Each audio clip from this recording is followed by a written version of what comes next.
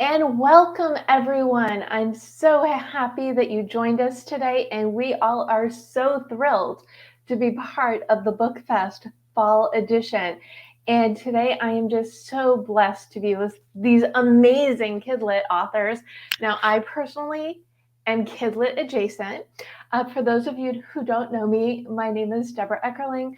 I'm the author of Your Goal Guide, a roadmap for setting, planning, and achieving your goals, founder of the DEB Method, which is my system for goal setting simplified, and Kidlit adjacent, author of Purple Pencil Adventures, writing prompts for kids of all ages. Mostly, I love writing, goals, and chatting, and we have assembled today a wonderful group of Kidlit authors to talk about, well, Kidlit, culture, character, and creativity.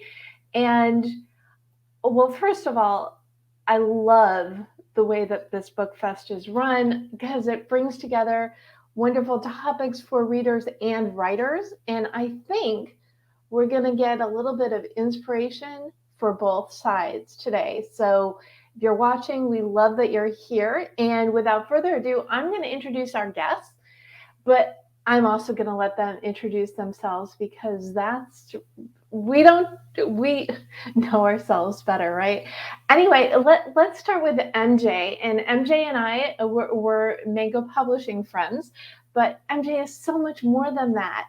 So MJ, welcome, and please share who you are, what you write, and why you are so thrilled to be part of this panel. Thank you so much for inviting me to be here. I'm MJ Fievre. I'm originally from Haiti, moved to the United States when I was 21.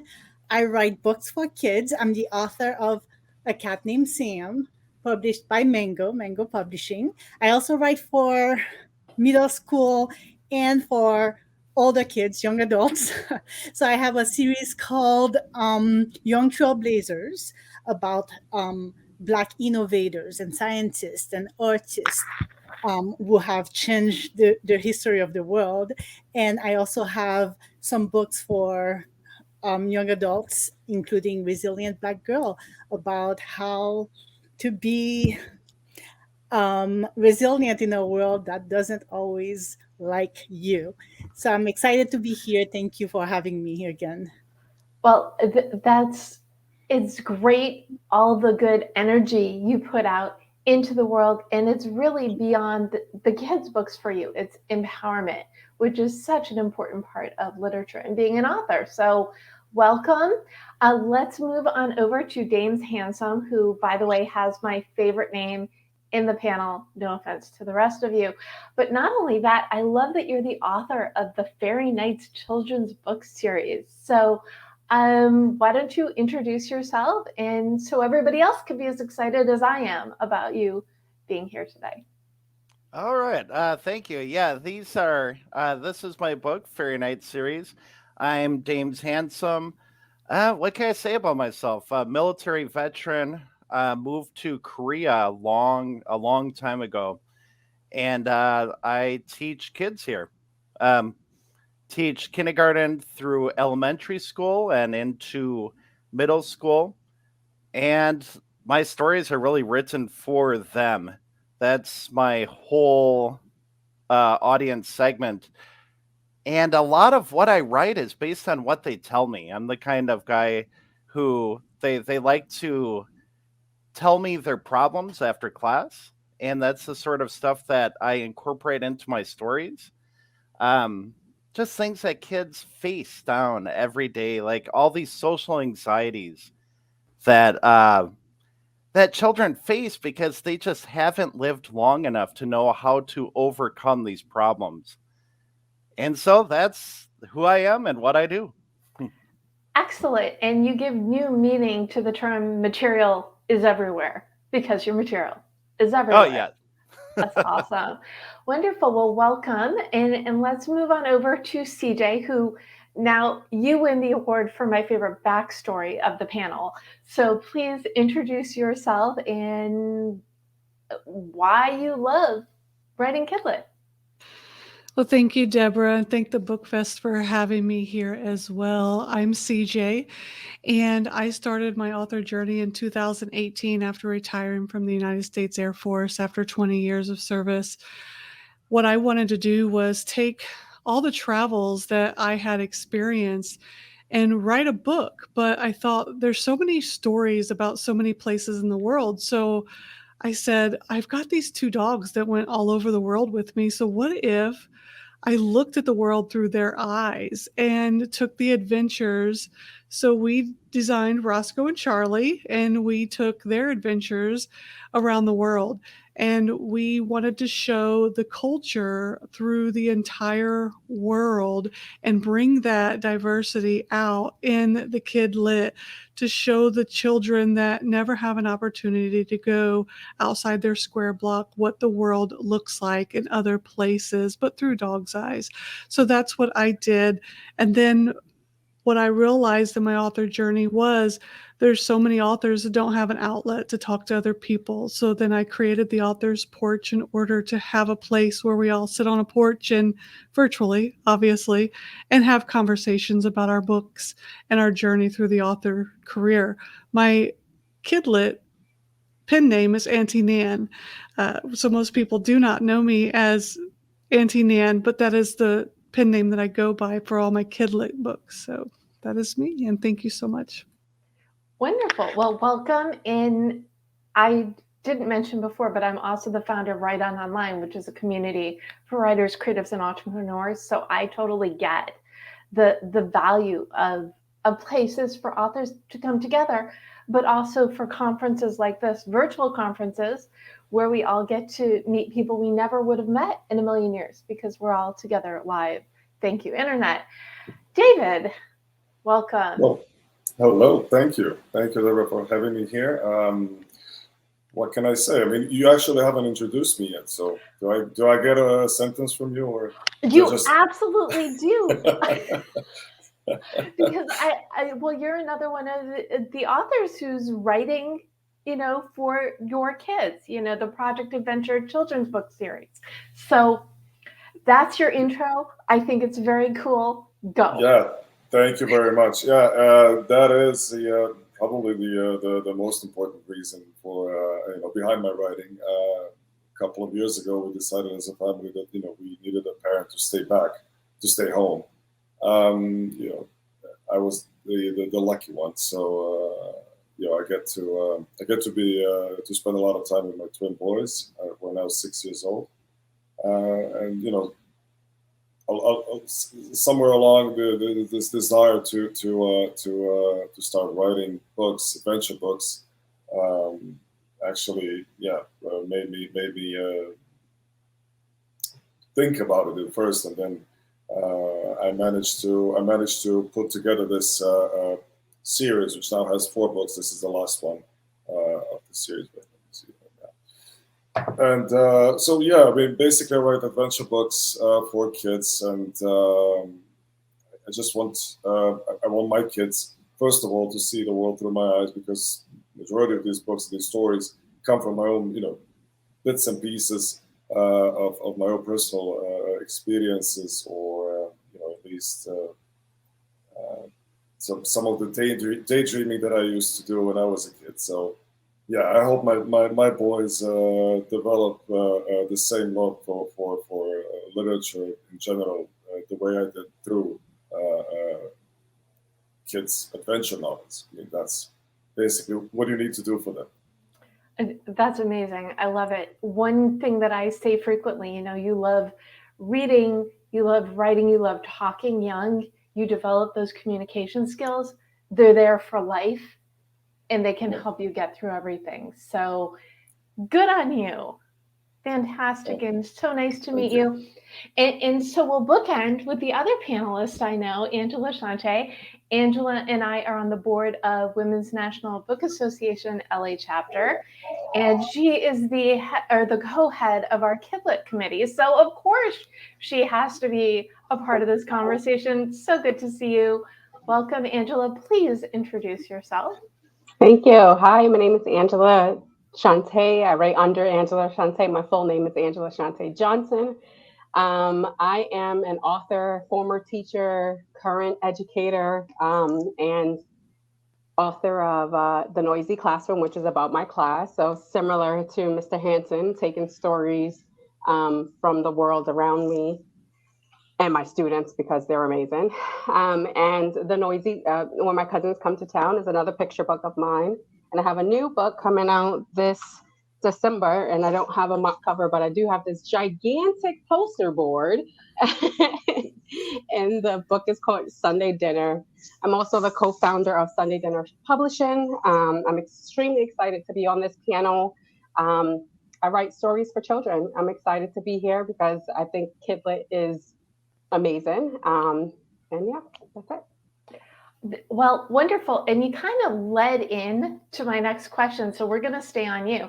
Other than amazing, why is Kidlit so important?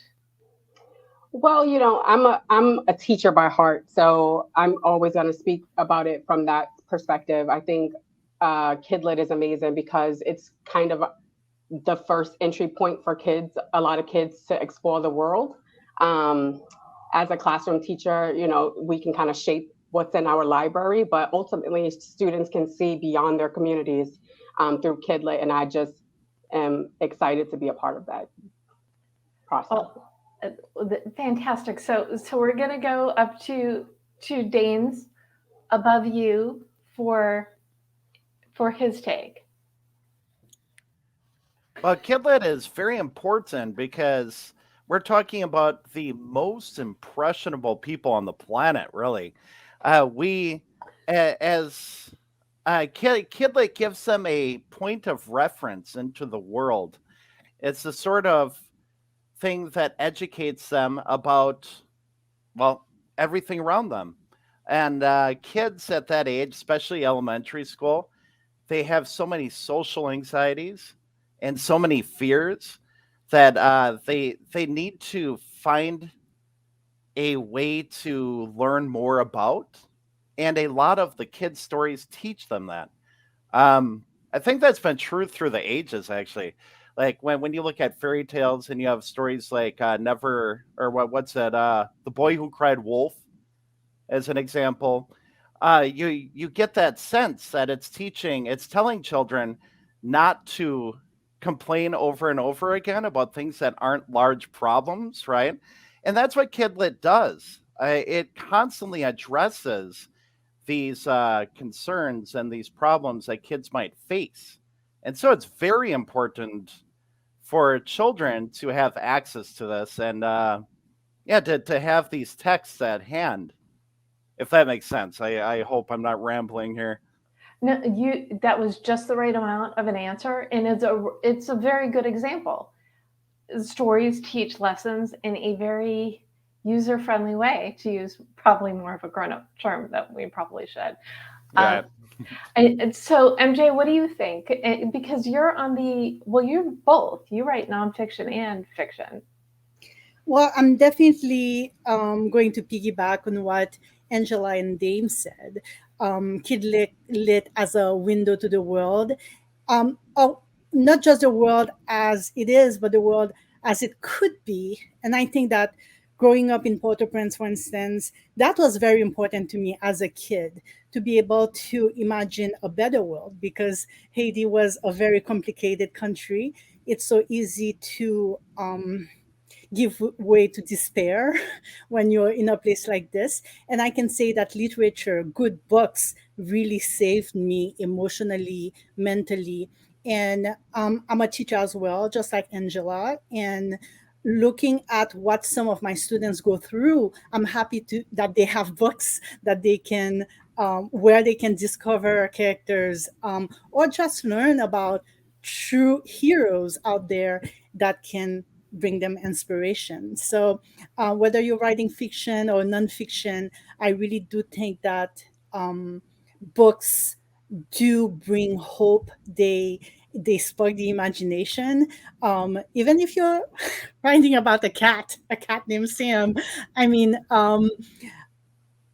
there are so many things that I wanted to convey with this book in terms of the value of friendship, for instance, for those little boys and girls who don't necessarily have meaningful friendships in their lives right now. The very idea that they can make friends and that their friends don't have to be exactly the same as they are, about all those ideas about love and friendship and diversity and a better world. I mean, Kidlit does that. Kidlit brings you all those ideas. You're getting thumbs up and applause from everybody and vigorous yes nodding from everybody. So excellent. David, I'm sorry you have to follow that, but go. Oh, that's tough. Well, you guys basically covered it all. I mean, but I would like to add something that is important to me. I'd like to think that kids also deserve a little bit of fun. It's very important for me to maybe even at certain points avoid the brutalities and the realities of the world, and just give them a good old adventure, fun story, something that they can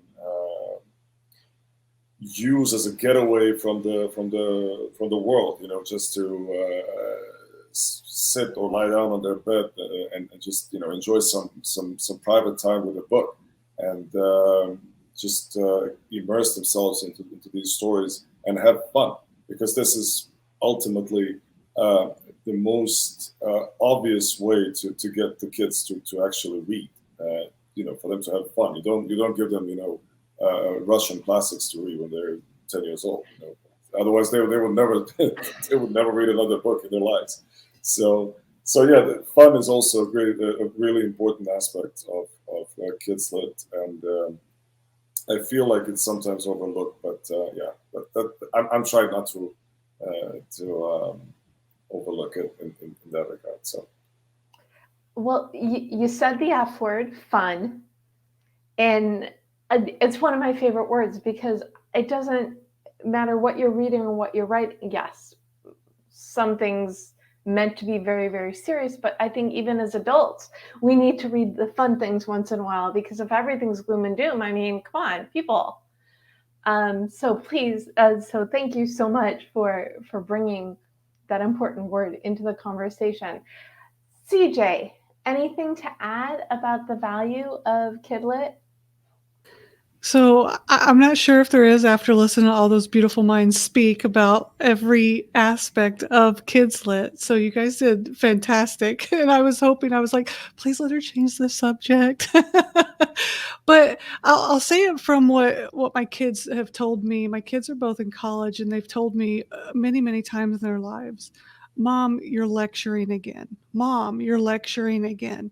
But Kids Lit gives us an opportunity to tell some wonderful ways of how you can grow up, how you can be included, how you can learn about other things in life that you may not know in a fun way. When I was a child growing up, I didn't leave my square block. I didn't know about womanly things because I didn't have a good relationship with my mother, so I learned about them in a book. That's what Kidlit does. That's the amazing, fantastical world of Kidlit, and that's what Kidlit authors bring to our children. And I know my daughter read some things in books, and my son as well. So that's what Kidlit does for me when I think about children's books, and when I think about writing one. You're bringing that to a child's mind. I love that. And guess what? You get to start answering the next question. So yay. Good, because I had to think really hard on that one. Well, I'm gonna mix it up. This is more like a speed round question, but the next intense question, I will also start with you, I promise. But you're all talking about the way books influenced you growing up. So can you all share a book or two that you loved that made an impression on you? Oh, we're starting with me. Okay. Yes, we are. Okay, good. I had to check. Yeah. So for me, it was Charlotte's Web and the friendship that they gained. But it wasn't just the friendship, but it was when Charlotte had to leave, and what she taught Wilbur, and how it was all about, you can do this. And it was the encouragement, and how somebody can bring so much encouragement in your life. And it just brought so much to me that there was somebody out there in the world that would be there for Wilbur. And I realized at that time in my life, because I grew up very solitaire and solitude and stuff, I realized there's going to be somebody, and it's okay that you may not have it right now, but you will. So that was that book for me that really had an impact on my life as a child. Wow. And I love that you answered it and also answered why. So I'm adding that to the question. So, David. Wow, yeah. Again, hard to follow up on that. I was born and raised in Croatia. Actually, I was born and raised that time in Yugoslavia. So obviously, the books that made an impact on my life were books that you probably never heard of. But they were, adventurous, basically. And well, one of the books that I really remember is it was a beautiful hardcover. I forgot the title, but it was about King Arthur and the Knights of the Round Table. And that book is one of the books that I really still remember to this day, because I must have read this book like 10 times or something like that. The rest of at that time I was devouring books, and most of these books were actually adventurous books, and probably this is why today I'm doing similar or writing similar books. I mean, there's a pattern to it. So they made enough of an impression. Who knew? Yeah. That's amazing. That's you answered. Good. We can go without the titles because the reasoning very significant for you. What about you, Angela? Well, I had stages. So, when I started really enjoying books, I enjoyed The Snowy Day because the character was Black like me. And so at a young age, I was able to see myself in literature. But when I became like early, upper elementary school, I really enjoy Beverly Cleary books, Jesus and Ramona, the angsty little girl books, and they were serialized, so I could read all of them and escape and have fun. And then when I got older, it was fantasy because I like the world building. But I like to read for different reasons, and so there are tons of books that have influenced my voice and why I'm now an author and publisher. So yeah, those are a few. You just took me back to by mentioning the Beverly Cleary books. Definitely significant, and I love series because you get a kid involved in one, they want to read all the books. That was always my trick as a teacher too. You get those people who are reluctant readers, which I think is a really ridiculous phrase, but I would be like, look at this series that you can read like forever. And you build readers that way because they're really invested in characters. So yeah. Yes, you trick them in the best possible way. MJ, what about you? What book was significant for you growing up? I can say that series were also very important for me growing up. In Haiti, we have two official languages. So there's French and there's Creole. And when I was a kid, we didn't have a lot of books that were locally produced. So everything came from either France or Canada or some of the Francophone Caribbean countries. So the series I remember the most was actually from France. It was by a guy named Georges Cholet. It's a series called Photomet. It's about this girl who's a superhero at night and a regular high school student during the day. And she was so sarcastic, and she was always involved in those crazy adventures. And she was just so smart and so friendly and so kind, despite all the sarcasm. So I really, really enjoyed reading the book. And when I found out that the author was actually male, I was so surprised because it sounded so authentically 12, 13, for 12 or 13-year old kids. And it was so feminine. It was so relatable to me as a young girl, that I figured, you know what, I want to do this at some point in my life. I want to be able to um, make the reader forget that I'm even there. And it was just a fabulous series. I did buy them all again a few years back and gifted them to my niece because I want her to be able to experience how great those books were and still are. Wow. Great story. Such an impression. And that's what you get to do for people. Aren't you guys so proud that you write books that someday someone's going to be on a panel and say that they read yours and that inspired them? How cool would that be? Okay, I digress. I did not forget about you, James. What's your book? I guess I have an interesting choice. I had time to think about this. I was a reluctant reader until first grade, and in first grade, it's a very vivid memory for me because we had an anthology reader that was, of course, meant for our age, but it was also divided into sections for the teachers. And they had a beginner, middle, and advanced reader sort of setup that the teacher could break people into groups. And it was supposed to show how, like, what stories people would read through for the entire year.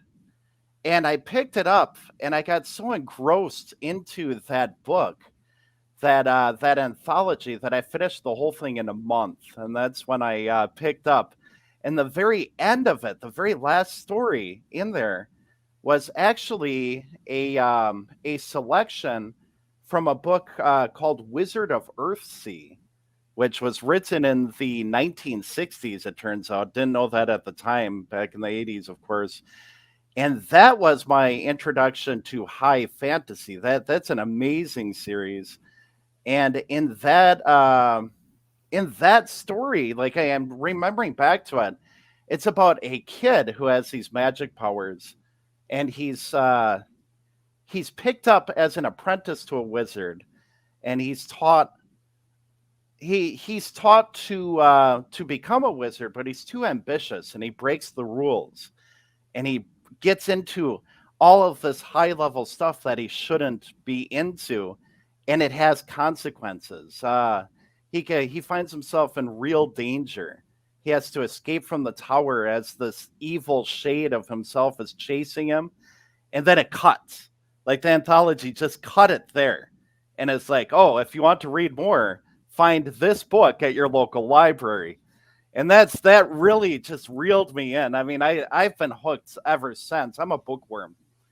I sometimes struggle with trying to have enough time to read all of the books that are on my list, because of that book way back when in that anthology. So those are the books that really influenced me. See, the Wow. myth of the reluctant reader. Yeah, right? It just takes the right one. Just the right thing, yeah. And I think by tricking you, they took the whole concept of a series to trick kids into reading to a whole new level, which is awesome. Absolutely amazing. So you're all writers, right? You all have different facets to your life. Can you tell me a little bit how you balance and find time to be writing? And CJ, I did promise you would get the next long question, so go. Yeah, so one of the things that I am very grateful for was my time in the military because it taught me structure, it taught me organization and time management. So I still work a full-time job. My children are both in college, so I don't have children to juggle, which is great because I know a lot of writers have small children at home. So I don't do that. I work a full-time job. I have a full-time business that I run and I write full-time. So I have a spreadsheet. I know what day I'm doing what, at what time, how many hours I need to afford for each task in order to get it done. And I have everything scheduled out so that I can stay on track. I don't write to deadline, I write to create. I know a lot of people write to deadline, they want things to be out at very specific times. I allow the characters and the story to tell me when that book is going to come out. So I write very differently than a lot of people. I don't promote the way other people do. I write because it is a mental health creative journey for me versus a business that I'm trying to do and make a lot of money off of. Obviously, that would be awesome. But for me, it's not my end goal. My end goal is to find a space to just be there for other authors because I know that that's something that is my bigger passion, whereas authoring and writing is more of something that feels good to me. Well, and writing for mental health should not be underplayed. That's absolutely huge. And whenever I'm encountered the question, a lot of my systems are based on writing because my background is writing. But when you get all the gunk out of your head, it's helpful. And whether you're using it for creative writing or for yourself or nonfiction doesn't make a difference. So thank you for mentioning that. Very important reasoning. So MJ, you've got like 4 or 5 or 27 incarnations of you. How? How do you do it all? I do wear many hats. I'm a writer first. I always say that. But I'm also an editor and I still teach. I was a middle school teacher for many years and then I switched to college and I still teach college in addition to being an editor. Just like CJ, I don't have kids that I'm taking care of. I am my mom's caregivers, and that's time consuming. It's a full-time job. But what I do is I make sure that I put writing in my um, agenda every day. There's always a time, no matter what. I schedule writing first and I schedule everything else after. I've become really, really good at just making lists and reviewing those lists all the time. So I plan my week, and then every night before I go to bed, I plan the day after. And in the morning, I plan the day again to make sure that, in addition to all the things that I have to do, whether it's for my mom, whether it's for my work as an editor, that those get their spots, but writing always get a spot no matter what. And by writing, I don't necessarily mean sitting in front of the computer. Sometimes it's just doing a quick outline for 15 minutes. And that counts because if I don't have an outline, a particular project might not get written. Some projects are kind of spontaneous and you write them as the ideas come, but others do require an outline. So even if it's 30 minutes of doing some brainstorming or 5 minutes of doing free writing, I make sure that writing is there so that it's always present in my life. It's so easy to procrastinate, to find other things to do. Laundry is waiting, cooking is waiting, trying to socialize despite everything that's going on in the world right now. So I make sure that writing is in bold at the top. Excellent.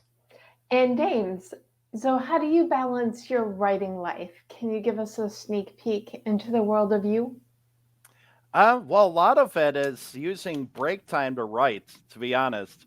Every single break I get when I'm in between classes, I jump on to Google Docs and I start typing away. It's the best way to keep stuff going. Like MJ said, you got to write every day. I read, what was it? Stephen King's book on writing, and he says the same thing. You have to get those words out, otherwise you might as well just not bother with it. I think the way he said it was, if you don't write every day, you might as well just go wash your car, because like nothing's gonna get done. For me, that's definitely true. I need to keep writing as much as I can.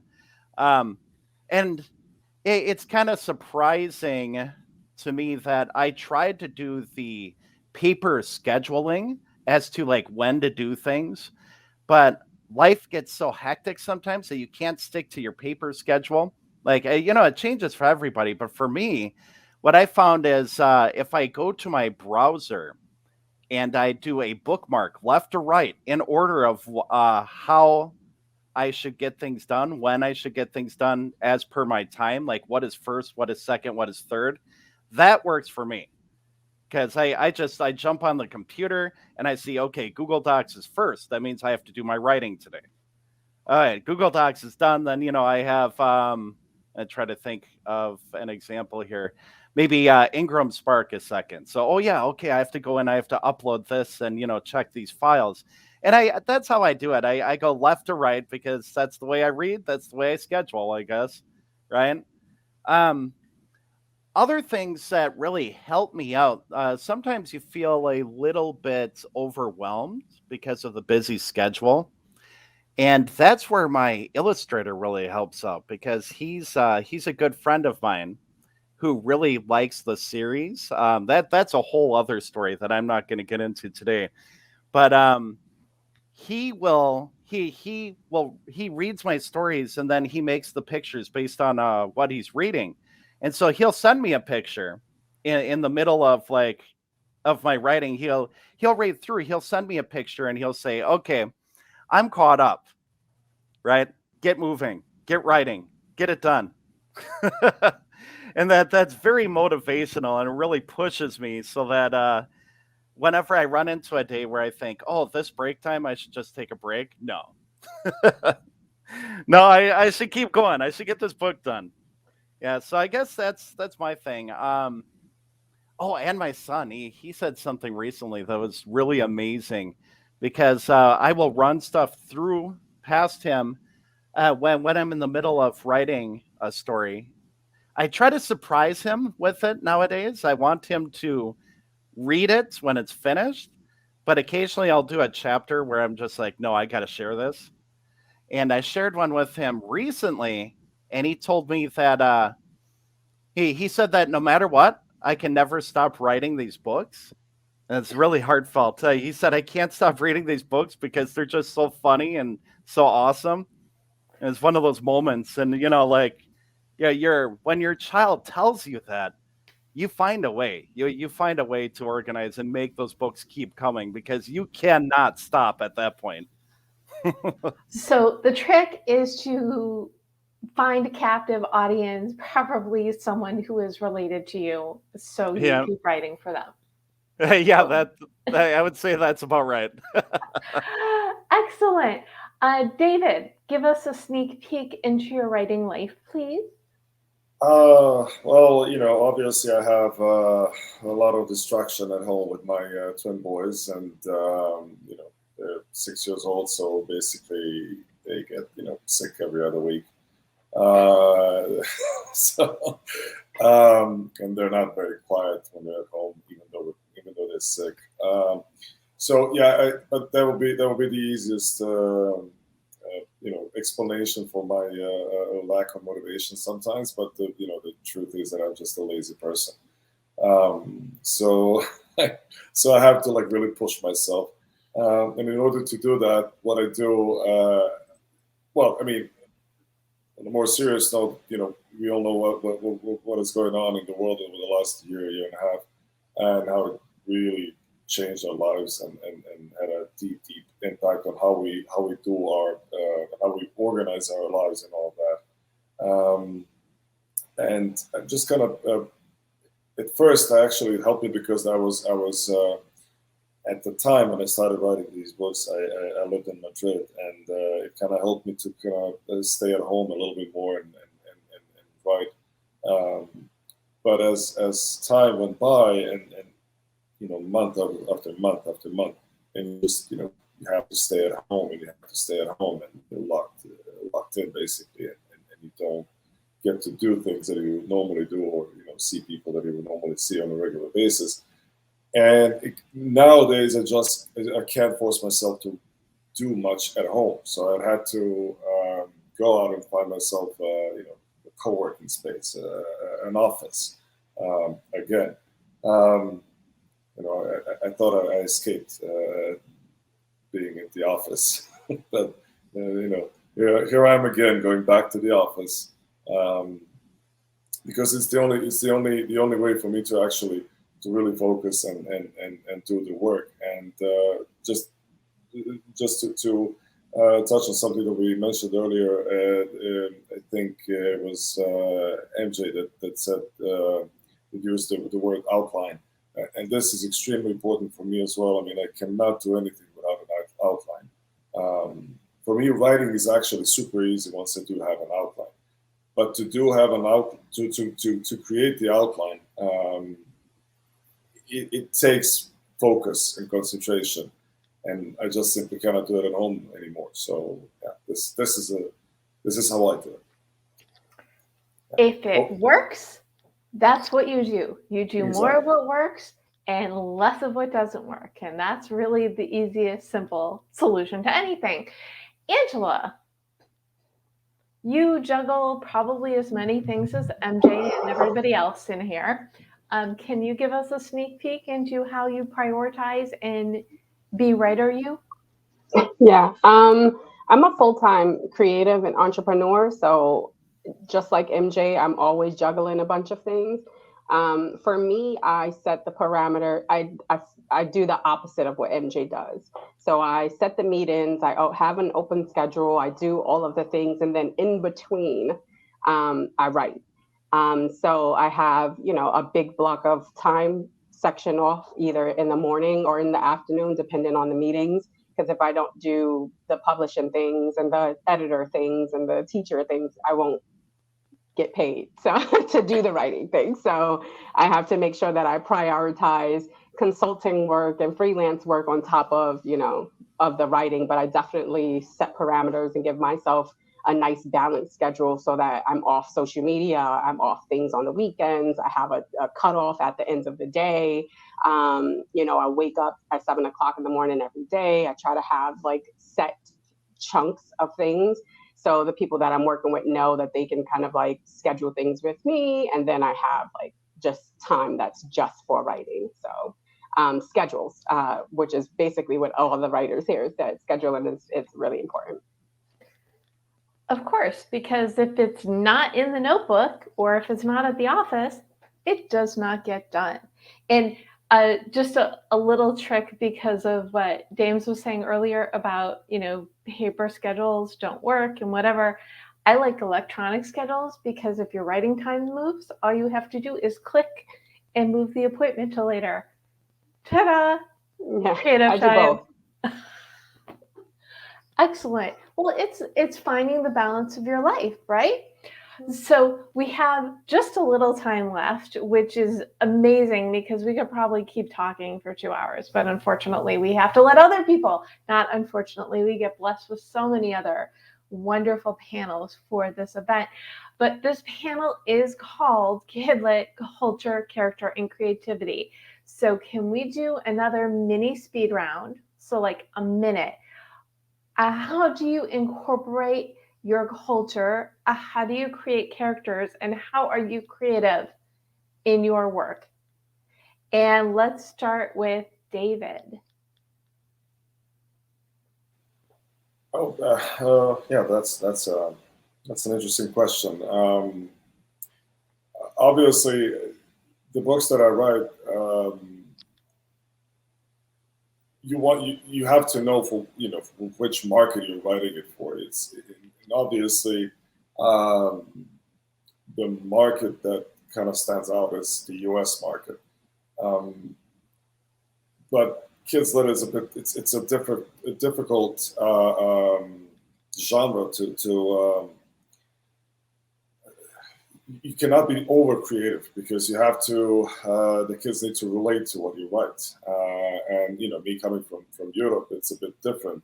So, but on the other hand,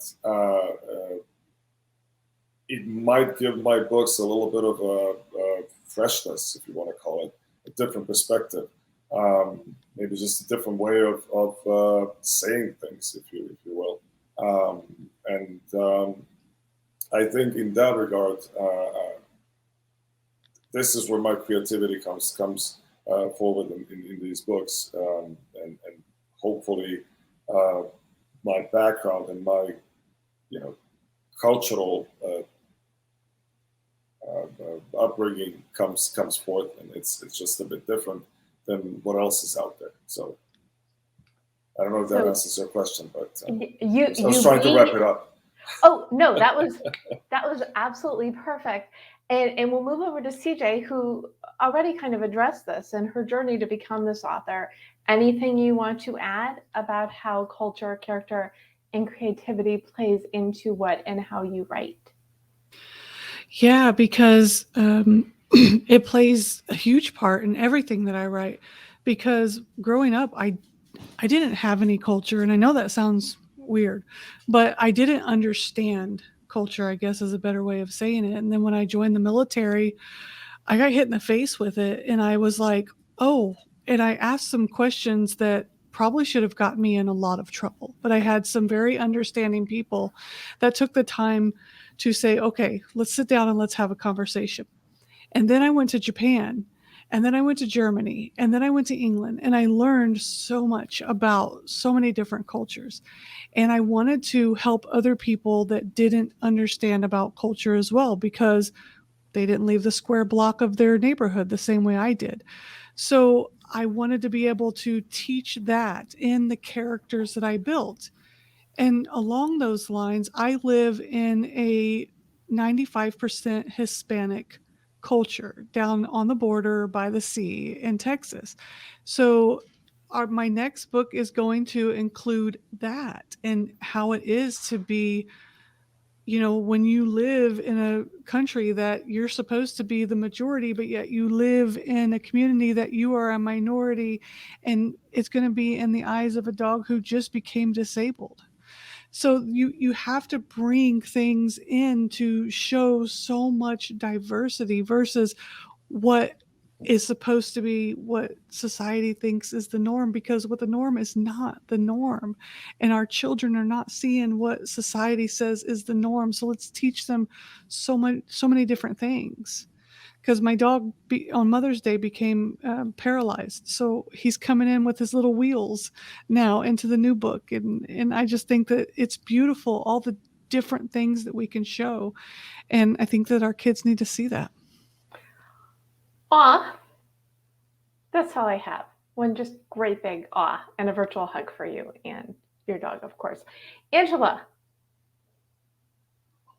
I think for me, I grew up in a very vibrant culture, and so I just pull from that. I pull from all the Black aunties and uncles and cousins that I grew up with. I pull from my experience as a teacher. So I think my creativity comes from the focus of my book. It's always going to be Black joy. I think that we have a saturated market where there's a lot of stories coming out that are, we do a lot of teach the kids this, when we do picture books or kid light, and it's like, but also, it's great to just show a happy Black family, right? It's okay to just show a coming of age story with a little Black girl who lives in the city that's not so struggle centric. And so I think that that's always going to be my creative aspect to, pushing my books out into the world is to keep the focus on Black joy and Black stories and bringing Black culture to the industry. So if that makes sense. It makes total sense. I love that as a motto for you in what you do, because you radiate it. And the only word I like as much, well, I like the word goals, obviously. I love the word fun, but I think joy is so underplayed and underrated. And so I just adore that you mentioned that. So yay, go you. James, your turn. Tell us how your background, etc. And then we're gonna quickly MJ will share her take, and then we're gonna wrap up. All right. Well, actually, what CJ said really resonated with me because I'm from north central Wisconsin, sometimes called the Northwoods, and there's almost nobody living up there. It's very cold and often quite wet up there as well. People don't like living there, and they move out as soon as they can. So it's a very low income place, and most of us don't live in a city. I mean, I grew up 15 miles from the nearest city, 22 kilometers, surrounded on all sides by forest and swamp. Um, so when I went to the military, I really didn't know anything about anybody, right? And it was a shock. I didn't even know much about elevators, to be honest. Like that was something that surprised a lot of people. I was very naive, like the typical I want to say farm boy, maybe, but ours was more of a hobby one, more like woodsman, the typical woodsman, if there's such a thing, right? Um, but since that time in the military, you get to meet people from everywhere. You get to see all these different places, and you really build up your your world vision and understanding and experience. And then after the military, I came here to Korea and I started teaching here in Korea and fully immersed myself in the culture here. And so there's a lot of that background inside of my books, and you get to see like, okay, one thing about my series that you run into. And I have to wrap you because we just have a couple minutes left. Okay, yeah, I'll do it fast here. One thing you see in the series is a number of different languages are present. I have I'm thinking about I have book 3 next to me, and that one you'll see some words from Russian, from Korean, from Spanish, and of course from English. And that's part of it because I've experienced so many languages and I love languages. And so that gets put into the book, and kids get to see these strange names and things. And if they look them up, they're going to find themselves in a whole new world. Excellent. Thank you so much for sharing that. MJ, give me a quick minute of where all of you come from, and then we'll tell everybody where they can find you all. Absolutely. A Cat Named Sam was great to write. It was a fabulous experience. I'm the co-creator with my husband, Thomas Logan, was the illustrator, and is American, hailing from Florida and North Carolina. I'm from the Caribbean. So the conversation about what Christmas meant to him, what Christmas meant to me, and just sharing our love for cats and coming up with a cat who's not having a great Christmas, was part of a multicultural family and what that meant for the cat, but also for us as we were writing this book. It's been just fabulous, and I'm hoping that the kids will enjoy the funny aspect of having a disastrous Christmas. So you basically put all of your experiences and all of your cultures together and put it in the mixing bowl. Yes. That's perfect. Okay, MJ, where can people find you? Amazon for the book, and I'm on Facebook, on Instagram. If people want to get in touch, I'm under my own name, so you'll find me for sure. Excellent. James, where can people find you? Yeah, Fairy Nights sold everywhere that books are, basically. Awesome. And CJ, where can people find you in your adventures? TheAuthorsPorch.com has all my children's books and all my books under CJ and all of my endeavors. Fantastic. David? People can find me on Amazon, Facebook, Instagram, and my own website, davidkonradauthor.com. And Angela? Hi, my name's Angela. You guys already know that. So you can find me on Angela Shante on all social media platforms and angelashante.com. Yeah, my books are sold everywhere. Excellent. And you can find me at thedebmethod.com or grab your copy of your goal guide, a roadmap for setting, planning, and achieving your goals, anywhere you love to buy books, as well as Purple Pencil Adventures available online. Thank you, MJ, James, CJ, David, Angela, for a wonderful panel. Thank you, BookFest, for having us. If you're watching, please connect with all of us, find us, and keep reading.